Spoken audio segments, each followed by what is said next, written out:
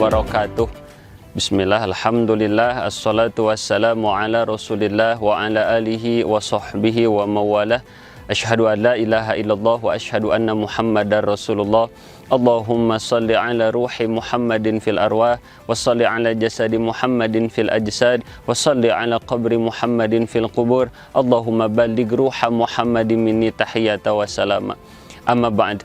Keluarga Podomoropak dan seluruh muslimin yang dirahmati oleh Allah Subhanahu wa taala, bersyukur kita kepada Allah Subhanahu wa taala bahwa sampai detik ini kita masih diberikan kenikmatan oleh Allah Subhanahu wa taala untuk melaksanakan ibadah puasa di bulan Ramadan. Semoga ibadah puasa kita di bulan Ramadan ini diterima oleh Allah Subhanahu wa taala dan menjadi wasilah Allah Subhanahu wa taala meridhoi kita di dunia sampai di akhirat. Amin ya Allah ya rabbal alamin. Hadirin rahimakumullah, insyaallah pada kesempatan kali ini kita akan berbincang sedikit tentang Lailatul Qadar.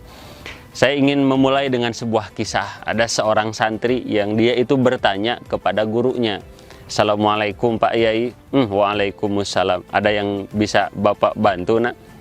"Pak Yai, saya ingin curhat, saya ingin bertanya." "Oh iya, silakan. Apa yang ingin engkau tanyakan?" Nah, santri ini bertanya kepada kiainya, "Pak Yai, enak ya umat para nabi terdahulu?"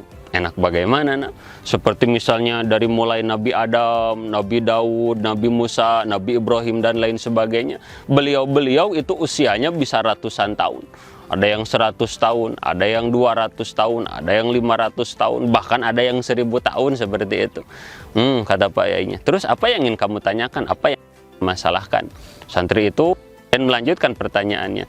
"Enak dong Pak. Kalau usianya panjang ratusan tahun, berarti beribadahnya juga bisa ratusan tahun. Maka pahalanya juga akan lebih banyak daripada kita, Pak Yai." "Emang kita kenapa? Kan kita mah umat Nabi, usia kita kan rata-rata sekitar 60 tahun. Bahkan ada yang kurang, dan kalaupun lebih dari 60 tahun, 63 tahun kan itu bonus dari Allah." "Oh, terus permasalahannya?" "Ya enak dong, nah umat-umat terdahulu mah usianya panjang, ratusan tahun dan ibadahnya banyak. Kok kita usianya hanya 60 tahun, ya pasti ibadah kita tidak lebih banyak daripada beliau-beliau?" Tanya sanggah dari sang santri tersebut. Kemudian Pak Yai dengan senyumannya yang mengukir di bibir beliau menjawab kegundah gulanaan dalam hati santri tersebut.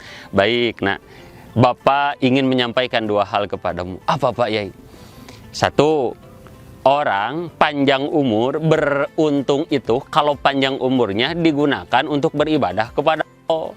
Kalau panjang umurnya digunakan untuk banyak melakukan kebaikan, baru itu beruntung. Tapi kalau ada orang panjang umurnya tapi bukannya dipakai untuk ibadah, malah dipakai untuk kepada Allah, itu bukannya beruntung tapi malah buntung, tapi malah nggak untung, malah rugi.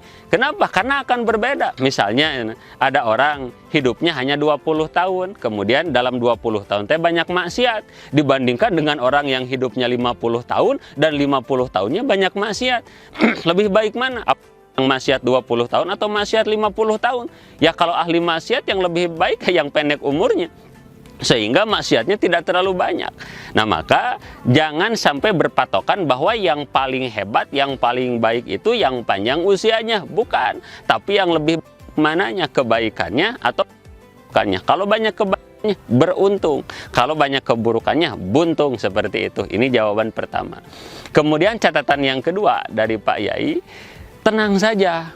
Kita, kata Pak Yai kepada santrinya, walaupun usia kita hanya 60 tahunan, atau mungkin ada yang kurang bahkan, yang 50 tahun, ya, 40 tahun, 30 tahun, itu walaupun usia kita hanya puluhan tahun, tapi pahala kita bisa mengejar beliau-beliau umat terdahulu yang usianya ratusan tahun, ataupun bahkan kalau usia beliau-beliau ini sampai ribuan tahun.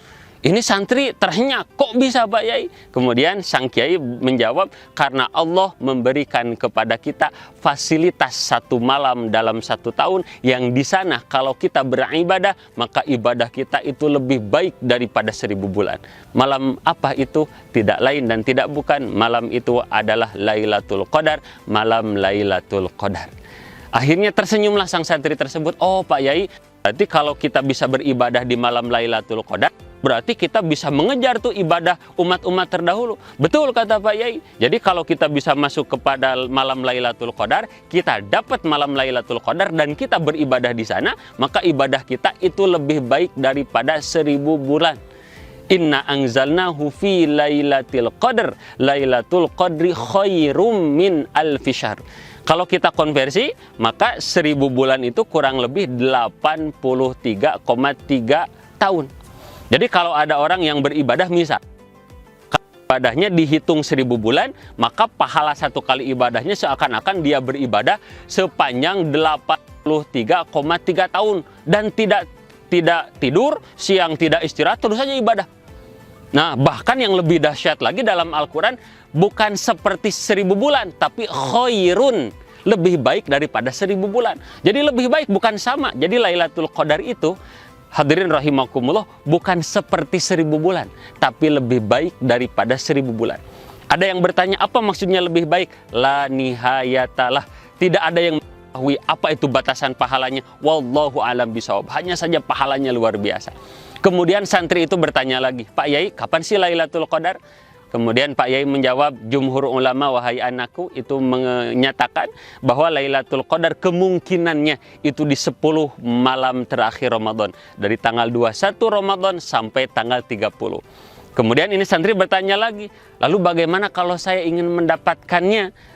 Apakah bisa saya misalnya itu sambil kuliah? Apakah bisa sambil mengerjakan tugas? Atau Pak Yai, saya itu harus seperti orang yang kalau mencari malam Lailatul Qadar itu harus diam di masjid i'tikaf. Apakah harus seperti itu Pak Yai? Kemudian Pak Yai menjawab, memang mayoritas rata-rata kaum muslimin kalau mencari Lailatul Qadar itu sambil i'tikaf. Tahu tidak Dek, kenapa kaum muslimin mencari Lailatul Qadar sambil i'tikaf? Nggak tahu Pak Yai. Karena di antara ibadah yang paling mudah dilaksanakan adalah i'tikaf. Kenapa paling mudah? I'tikaf itu gampang, tinggal masuk masjid, niat i'tikaf, duduk, itu sudah i'tikaf. Walaupun tidak baca Quran, walaupun tidak sholat, walaupun tidak ngaji, itu disebut i'tikaf. Walaupun masuk, asal niat, dan walaupun tidur, itu dihitung i'tikaf. Nah, walaupun alangkah lebih baiknya kalau ketika i'tikaf sambil zikir, sambil ngaji, sambil baca Al-Quran gitu, sambil sholawatan, sambil sedekah dan lain sebagainya, tentu pahalanya akan berlipat ganda. Tapi yang penting di malam Lailatul Qadar itu kita dalam keadaan sedang beribadah. Maka insya Allah kita akan mendapatkan malam Lailatul Qadar tersebut. Lalu santri itu bertanya lagi, lalu Pak Yai kalau kita nggak bisa i'tikaf gimana? Contohnya saya misalnya ada tugas kuliah malam harus ngejar skripsi, harus selesai besok, atau misalnya ada bapak satpam yang malamnya itu ada piket menjaga perusahaan, atau ada ibu-ibu sedang masak misalnya ya, mempersiapkan catering sahur, itu bagaimana Pak Yai? Apakah kami yang tidak bisa ke masjid bisa mendapatkan Lailatul Qadar? Pak Yai menjawab, yang namanya Lailatul Qadar itu bukan hanya untuk orang-orang yang beriktikaf, tapi untuk orang yang beribadah. Sedangkan dalam Islam, yang namanya ibadah bukan hanya i'tikaf, yang namanya ibadah bukan hanya baca Al-Quran, yang namanya ibadah bukan hanya sedekah, tapi di antara ibadah juga ada yang disebut dengan ibadah ghair mahdhah.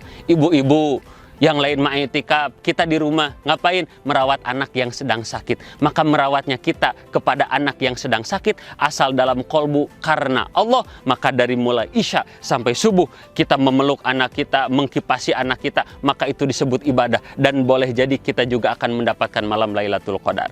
Yang tidak bisa ke masjid gara-gara apa? Ada tugas, jaga karena bapak satpam. Pak satpam berangkatlah dengan niat mencari nafkah untuk keluarga. Nyari nafkah untuk keluarga itu ibadah. Yang jualan nasi goreng, yang jualan martabak, niatkan karena Allah. Maka walaupun kita sedang menggoreng nasi goreng, sedang membuat martabak, hati niat ibadah karena Allah, maka semoga walaupun kita tidak sedang di masjid, kita mendapatkan keutamaan Lailatul Qadar. Amin ya Allah ya Rabbal Alamin. Hadirin rahimakumullah, dengan keberkahan majelis ini semoga Allah Subhanahu wa taala menggolongkan kita, orang tua kita, keluarga besar kita, sahabat-sahabat kita dan keturunan kita menjadi hamba-hamba Allah yang diberikan takdir oleh Allah bisa mendapatkan kemuliaan malam Lailatul Qadar. Amin ya Allah ya Rabbal Alamin. Hadirin rahimakumullah, keluarga Podomoro Park dan seluruh muslimin wal muslimat yang dirahmati oleh Allah, untuk menambah hasanah keilmuan kita sebagai umat muslim. Jangan lupa terus saksikan Lentera Ramadan setiap hari Jumat menjelang berbuka puasa di sosial media Podomoro Park Bandung. Wallahu alam bisawab. Semoga Allah merahmati kita dan mengampuni kita. Subhanakallahumma bihamdika asyhadu an la ilaha illa anta astaghfiruka wa atubu ilaih. Wa sallallahu ala sayyidina Muhammadin wa ala alihi wa sahbihi wasallam. Assalamualaikum warahmatullahi wabarakatuh.